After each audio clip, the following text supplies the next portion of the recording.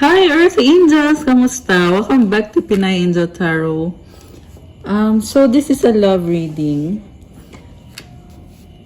May person dito na malungkot siya ngayon, guys. Nag-hold on sa'yo tong taong to. Nakita ko mukhang nagkaroon ng breakup sa inyo, pero for some reason, hoping and praying siya na magkaayos kayo, mag-reconcile kayo. Ngayon ang energy niya, gusto niyang kumonek sa'yo pero may mga responsibilidad siya sa buhay. Kaya mabagal yung movement niya. Gusto niya mag-offer ng bagong simula kahit na mag-usap man lang kayo kahit sandali. Yun yung gusto niya mangyari. Kaso lang may conflict dito. Ewan ko kung nag-away ba kayo nito. Posible din naman na maraming tao ang involved dito sa connection na to. Kasi may nakita kong may tinatago siya sa'yo eh. Na ayaw sabihin or ayaw ipaalam sa'yo or ayaw aminin. Ang tindi ng panghihinayang niya. Pero for some reason wala siyang magagawa. Nakastuck siya. May pumipigil sa kanya para i-pursue itong connection na to. So, lungkot lang talaga guys yung nakita ko dito. And also parang I feel like inaayos niya yung sarili niya. Kasi gusto niya pa rin. Ayan, saan siya na? May tumawag. Nga pala, out of town ako ngayon for siguro mga 1 week na iba yung setup ko guys. So anyway, balik sa reading natin. Ito, super lungkot lang talaga ng person na to ngayon. And wala din ako magagawa. Kailangan kong ituloy yung reading kasi ganito yung lumabas na energy. Ikaw naman, tingnan natin na. Sasaktan ka eh. Nagiging defensive ka sa kanya. Nagkaroon ng third party dito.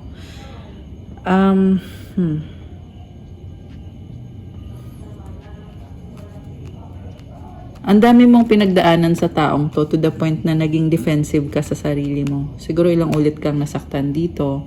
Siguro iba-iba din yung ginawa niya sa'yo na naka-feel ka na nasaktan ka. Hanggang sa nagkaroon na ng third party, so siguro parang ando na yung nawawalan na talaga ng chance. Pero tinry mo pang ayusin. May Ace of Pentacles. Pero nung tinry mong ayusin, parang hindi din nag-workout. Nagdalawang isip ka, tuloy. So, nag-effort ka pa eh. Tinry mo pa ayusin. Kaso lang, may nangyari naman dito na hindi mo naman inaasahan. Kaya, nag-decide ka na lang ulit na parang baka hindi na to magiging okay. Pero sa dulo dito guys, may nakikita akong pagbabago sa sitwasyon. Wheel of Fortune. Posible to something na hindi mo in-expect. Baka pinagtatagpo talaga kayo ng taong to. Okay, tingnan natin Kasi hindi siya makamove on eh. Hindi niya kayang i-let go ka. Pero ikaw naman nakita ko sa'yo dito. Parang you're fed up. May partnership na lumalabas. Okay. Parang nakikita ko sa'yo, hindi ka nanghihinayang. Actually, naka-reverse to eh. Naka-reverse, nakaganyan siya nung pinick up ko. May partnership. Hindi ka nanghihinayang na nawala siya sa'yo. And you are over, pero somehow, open ka pa rin to anything. I feel like hindi mo pinipilit kung ano man ang ibigay ni universe. Kasi somehow, merong shift na nangyari. For some reason. Ano kaya itong kakaiba? Ayan Wheel of Fortune. So, andun ka na sa, pinaprocess mo na eh. Nililet go mo, tapos sinubukan mo pa ulit, pinag-isipan mo pa, tapos parang nagdalang isip ka kasi hindi din naman nag-workout. Parang yung pinakita niya sa'yo, hindi din naman sang-ayon sa kung ano yung you were hoping for something sana na mag-usap kayo or magkaayos kayo. Kasi may offer ka pa nga sa kanya eh, Ace of Pentacles. Kaso lang hindi, siguro nireject niya yung offer mo. Baka nagmatigas itong person na to. Kasi dumating ka sa point na, ayun, sabi mo dito, kung ayaw niya talaga, so, decision niya yon. Hanggang sa, ito, merong nangyayaring pagbabago ngayon. And sa pagbabago, nagkakaroon ng partnership. So, ibig sabihin pag partnership, something na hindi kailangan love. This can be money or very kasi practical, and also merong collaboration sa inyo. Nagtutulungan kayo. And ang nafe-feel mo ngayon, hindi ka nanghihinayang. Hindi ka nanghihinayang na hindi kayo nag-workout. And the reason kung bakit hindi ka nanghihinayang, kasi nagkaroon ka na ng clarity na tapos na to. Pero yun lang yung nakapagtaka, guys, kasi tapos na, pero parang feel mo pa rin na you are still open para sa taong yan. Siguro ganun ka kabait na kahit na ilang ulit kang nasaktan ay willing ka pa rin na pakinggan siya. Princess of Swords, oh, okay, I get it. Naghahanap ka ng impormasyon. Or naku-curious ka sa taong yan. So, siguro curious ka, ano nang nangyari dito. Ace of Swords, oh, there is a breakthrough. Okay, there's a breakthrough. Something about the truth. Siguro may natuklasan kang truth. And dahil sa truth na yan, kaya lumabas dito na open ka pa rin. So, meron kang natuklasan na truth. Okay. You are moving towards calmer waters. So, ngayon sa lumabas na bagong simula, ang nakita ko dito is wala na yung conflict. So, siguro, nakalimutan nyo na bigla na hindi kayo okay. Ikaw to ha, ikaw. Pero tingnan natin yung person mo. Ano naman? Kasi sobrang, ang nakita ko sa kanya, gusto niya i-try, pero merong humahadlang sa kanya, or merong sitwasyon na hindi siya makagalaw, hindi siya makaalis, nakastuck siya. Baka meron siyang karmic connection. Oh, mukhang yun nga yung nakita natin kanina. Teka, may tumalon na cards. Ace of Wands, the Star, Knight of Swords. Okay, nag-heal ngayon tong person na to. Gusto niyang mag-heal. This is a new beginning. There's still attraction. So, definitely, gusto ka nitong taong to. Gusto ka pa rin. Kasi, gusto niya i-pursue. Parang nakakakita siya ng light at the end of the tunnel. Kaya, ito, gusto kang i-pursue. And, the Star and the Knight of Swords. Guys, parang wish upon a star na nag-grant itong the Star and the Knight of Swords. Nag-grant siya. So, you may be dealing with Aquarius or Gemini or someone na may ganun sa chart. So, yung person mo malakas sa energy niya ngayon ay Earth sign, Capricorn, Taurus, Virgo, very practical. Air signs, Gemini, Libra, Aquarius, overthinker. Parang nakikita ko sa kanya ngayon, andun yung kagustuhan niya, kaso lang yung isip niya is negative masyado. Parang pinangungunahan niya eh. Kasi meron siyang tinatago. May something na tinatago tong person na to. Kaya, ang ginagawa niya ngayon is, iniisip niya yung worst case scenario. Yung pinaka-worst na posibleng mangyari. Mas pinipili niyang tingnan yung angulo na yon. Okay? Which is, for me, dapat kasi tingnan yung positive, hindi yung kabaliktaran. 'Di ba? Pero sa dulo, guys, maganda yung cards dito. The Star and the Knight of Swords. At sa nakita ko dito, gusto niyang i-heal. Either i-heal niya yung sarili niya or i-heal niya yung relationship niyo. Mukhang nagiging spiritual na din tong taong to kasi the Star is something na intangible eh. So, siguro pinipray niya yung connection na to. Mina-manifest niya. Bottom of the deck is Six of Pentacles. Juggling. Ayan oh. And also, ang nakikita ko sa kanya, parang gusto niya ibalik yung balance and stability. Pero, at the same time, na-feel ko din dito na nagsastruggle siya, nahihirapan siya, mukhang may problem sa finances. And, the world, oh wow, guys. Gusto niya ng completion.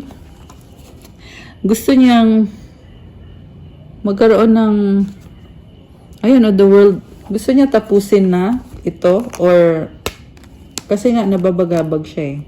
And then, judgment here. Ang nakita ko dito, gustong mag-commit sa'yo itong person na to with the Queen of Wands energy. And then, wow. Merong desisyon na kailangan gawin. Or baka nagawa na. May desisyon dito na ipagpatuloy yung relasyon. So, siguro iniisip pa lang niya Iniisip pa lang to kasi nasa bottom of the deck to eh. Nasa subconscious pa lang niya. This is something na kailangan pang pag-usapan. Pero ang nakita kong lumabas na energy is someone na very fiery, passionate, attracted siya sa'yo. Queen of Wands. Gusto ka niya. Okay. So, anong magiging outcome dito? Anong outcome dito sa connection na to? Seven of Wands. Okay. Nakita ko dito yung willingness niya na kumonek sa'yo, pero nakafocus din siya sa sarili niya. Ayaw niya, parang iniisip niya, baka sisihin mo ako. Yun yung iniisip niya. Kasi nga kanina nakita natin negative mag-isip tong taong to eh. So parang palagi niyang pinangungunahan na baka magalit ka sa akin, baka awayin mo ko, parang ganon. Kasi kita man nakatutok sa kanya yung mga wands. Tapos may hawak siyang isa dito. Pero nakikita ko yung determination sa kanya. Okay. Yung outcome, the Devil, Knight of Cups, King of Wands, romance. Oh my gosh. Alam mo, obsessed sa'yo tong taong to. Ayan yung outcome. So, strong attraction. Parang nakita ko dito, gusto kanya. Gusto kanya physically. Sobrang attached sa'yo, attracted sa'yo. Merong romance, King of Wands. Parang nakita ko dito, thinking outside of the box, na meron pa nga kayong, parang marami tong iniisip na negative, tapos bigla ngayon naging attraction na yung lumalabas dito. So, I feel like parang nagiging desperado siya na sana maayos to. And gusto niya ikaw makasama. Ayan, kasi sobrang attracted sa'yo. The Chariot. Okay, may lumalabas dito na travel, Nine of Swords. Okay. Meron talagang pumipigil sa kanya na si stress siya. Hierophant. Okay, mukhang meron tong merong balakid eh. Parang feeling niya dito, meron siyang malaking responsibilidad. At the same time, nakikita ko na mukhang committed naman pala sa'yo to. Okay? Kung tatanggalin lang siguro yung negative thinking, kasi pinangungunahan siya ng mga negative na mga cards. Okay? Yun lang siguro yung problem. Okay. Tingnan pa natin. Gamitin itong cards na to. Anong plans ng person mo para sa'yo ngayon? Anong plans niya? Anong plans niya? Strength. Baka may kadit kang Leo, Fire Sign, Aries, Sagittarius. Okay, ang plans niya ay gusto ka niya talagang i-win back, pero may burden siya. And na-attract sa'yo itong taong to at nakafocus siya sa career, finances. Parang inspiration ka niya sa work niya. And at the same time, nakafocus talaga muna siya sa sarili niya, very practical. May burden talaga siya, guys. Okay. Bottom of the deck, oh my gosh, Emperor, guys. So, nakita ko dito, lumalakas yung loob niya eh. Kasi kanina, di ba, puro hindi maganda yung cards. Ngayon sa outcome, nakikita ko dito, may strength naman pala siya eh. Strong talaga siya. Pinangungunahan lang siya ng mga negative thoughts. At andito, Emperor. Sa bottom of the deck, nasa subconscious niya to. Posible, siya mismo, hindi siya. 1, 2, 3, 4 angel numbers. Ayan.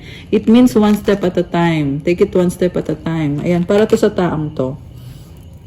Huwag madaliin. Very independent siya ngayon. 9 of Pentacles. Magkakaroon siya ng kasaganahan sa finances. So, may perspective kasi tong taong to eh. Pabago-bago ng perspective.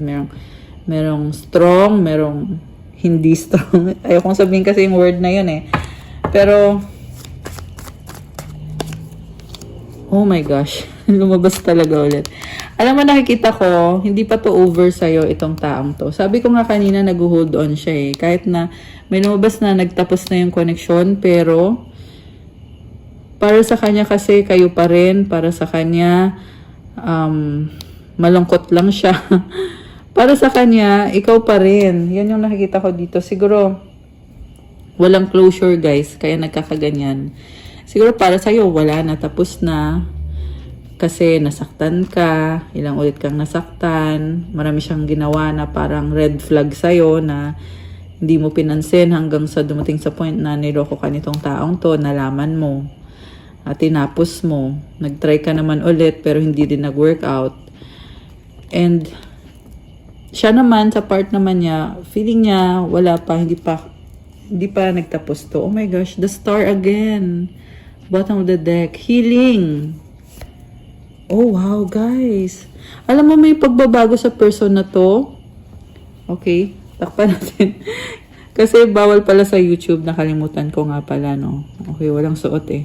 So, the star in the world, hinihin niya ang sarili niya, process of healing. Ang ganda nitong cards na to. Oh my gosh. Alam mo, divine timing is at play. And then you have the justice card. You may be dealing with Libra. So, itong justice card is all about the truth, fairness. So, nakikita ko, ibabalik niya kung ano yung fair dito sa sitwasyon. 444! Oh my gosh. Comment 444. Ayan, 1444, angel numbers. So, ibabalik niya yung justice dito sa connection na to. Oh, ayan. Ace of Pentacles, bagong simula. Okay, claim it guys. Claim it. Dahil, the Death card is here, nagkaroon na siya ng transformation or mukhang nangyayari pala ngayon. So, this is on the process. Another Ace of Wands. Attracted sa'yo talaga to. A Knight of Pentacles. Ayan, mabagal yung movement niya. So, oh my gosh, the Lovers. Oh, the Moon. So, hindi ka maalis sa isip ng taong to. Ayun lang, guys. Hindi pa siya over sa'yo. Marami siyang problems ngayon. So, I feel like, sinasabi dito na unawain mo siya. Unawain mo siya, 543. Ayan, pabaliktad yung numbers na yon. Angel numbers 543. So, ibig sabihin, atras ka muna or parang mag-ano ka muna, slow down ka muna. Siguro baka kasi masyado mong minamadali na hindi dapat ganito yung mangyari. Pero parang sinasabi dito with the angel numbers na yon, tsaka yung cards na to, sinasabi na wag mo kasi munang madaliin kasi mukhang meron pang nangyayari dito behind the scenes. Kaya nga itong person na to ay hinihil niya yung sarili niya. And also, marami din siyang pinagdadaanan ngayon sa karmic connection niya. So this is someone na kailangan niyang ayusin or ayun, may responsibilidad siya. So, yan yung nagkukos ng delay dito. Diyan mo din naman yan malalaman eh kung mag-workout kayo, if you can be patient with the person and the situation. Kasi remember, may free will ka. Pwede mo hintayin tong taong to. Ayan, angel number 654. Nakakita ko ng descending numbers pala dalawang beses. So, pag descending numbers kasi yung nakikita ko guys, it means na you have to take a step back na wag mo na ipilit yung isang sitwasyon na hindi pa ready. Pero like I said, dalawang beses nakita natin yung the star card, which is all about healing, wish coming true, manifestation. So, kuha tayo ng advice card. Anong advice para kay person mo? Pasensya na kayo sa ingay, guys. Wala akong magagawa. Wala akong magagawa sa ingay. Advice para sa'yo. Okay, para sa'yo naman. Okay. So, ang advice para sa person mo, merong challenges, positivity, calmness. Wow! Okay. So, oo, nahihirapan siya, pero positivity talaga yung solusyon. So, tandaan nyo guys na kapag punong-puno ka ng positivity, maraming mangyayari sa buhay mo na magaganda. So, wag mong gawin yung kabaliktaran kasi ikaw din yung mahihirapan. Bas piliin mo maging positive yung pag-iisip mo. Okay? So, remember that. Ayoko nang ulit-ulitin. Char. Hindi kasi maraming nagpapareading din sa akin, guys, na alam ko na ganun yung pinagdadaanan na nag-iisip ng kabaliktaran, 'di ba? Pero pag positive kasi yung pag-iisip mo, yun din yung nangyayari. Yun din yung nagiging realidad mo. Subukan mo, guys, or pakiramdaman mo ano bang mga nangyari sa'yo sa buhay mo nung mga panahon na nag-isip ka ng negative. Anong nangyari sa'yo? Kasi sigurado ko, ganun din. Kung anong inisip mo, yun din yung nangyari. Pero tingnan mo yung time na nag-isip ka ng positive. Anong nangyari? Kasi I'm sure na positive din yung mga na-attract mo at yung mga nangyari. Pero remember na kailangan mo din magkaroon ng solid foundation kay God. Okay? So, ayan, depende kasi yan. Iba-iba kasi kayo ng level when it comes to your faith. And it's not even about religion. Kahit ano man yung religion mo, basta ang mahalaga is may faith ka kay God. Lagi ka nagdadasal, nanghihingi ka kung ano yung kailangan mo kasi unlimited yung blessings galing kay God. At syempre, may faith ka sa Kanya, you try to do what is right sa buhay mo and ginagawa mo naman yung best mo, nanghihingi ka ng forgiveness kung may nagawa ka kasi tao lang tayo, guys. So, ayan, always ask for forgiveness and you also have to repent, syempre. Depende sa level ng ng pinipray mo. And then, calmness. Okay? So, yung positivity nagdadala ng calmness kahit merong challenges. So, basahin ko muna. Unbearable situations throw you directly into God's arms if you are open. Please take over divine and guide the right actions. Please take this burden and show me your will. May will si God para sa'yo. 2022. Ayan. 222 angel numbers. Nakita natin ngayon, guys. So, ayan. May will si God para sa'yo. Kaya wag mo na masyadong mag-ano dyan, ha. Kung may mga challenges ka man, tandaan mo, lahat yan nangyayari. Kasi may magandang patutunguhan yan sa dulo. Calmness. The inner divine is the witness of all. Ay, hindi. Ito pa. Sorry, ito pa muna. Positivity, if you can find even one thing to be grateful for, it will restore you to the light. Please, dear God, let me always feel gratitude for something, even a tiny thing in even the hardest situations. I love this. Pinaka mahirap man yung sitwasyon na yan, pero kapag ikaw ay grateful kahit sa pinaka maliit na blessing, ay ang mangyari is makaka-attract ka ng more blessings at ibabalik ka sa liwanag. Ayan, restore you to the light. I love this. Calmness, the inner divine is a witness of all, remaining still and quiet even during intense turbulence. So take a deep breath and then say, quiet my mind, dear Lord, may your peaceful calm take over. So, yeah, let the calmness of God take over you. Okay? Pag na-feel mo yung presence ni God, automatic mo mararamdaman itong calmness. Okay, para sa person mo to, itong tatlong to. So, tingnan natin yung para sa'yo. You have loneliness. Oh my gosh. Okay. Patience. Service. So, sabi dito, when you stop fearing your aloneness, you stop settling for less than you deserve. May I embrace and love my solitude, and that's when kindred spirits can finally come. So, kalma ka lang daw, huwag kang matakot mag-isa.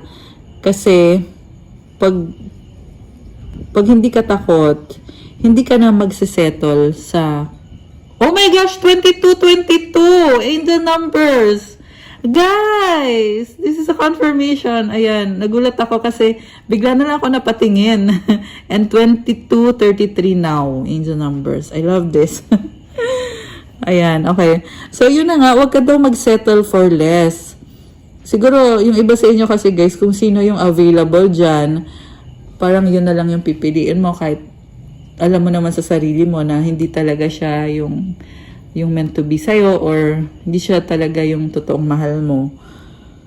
So, i-embrace mo daw yung solitude mo kasi magugulat ka na lang na makakapasok na sa buhay mo kung sino talaga yung soulmate mo or yung taong deserve mo.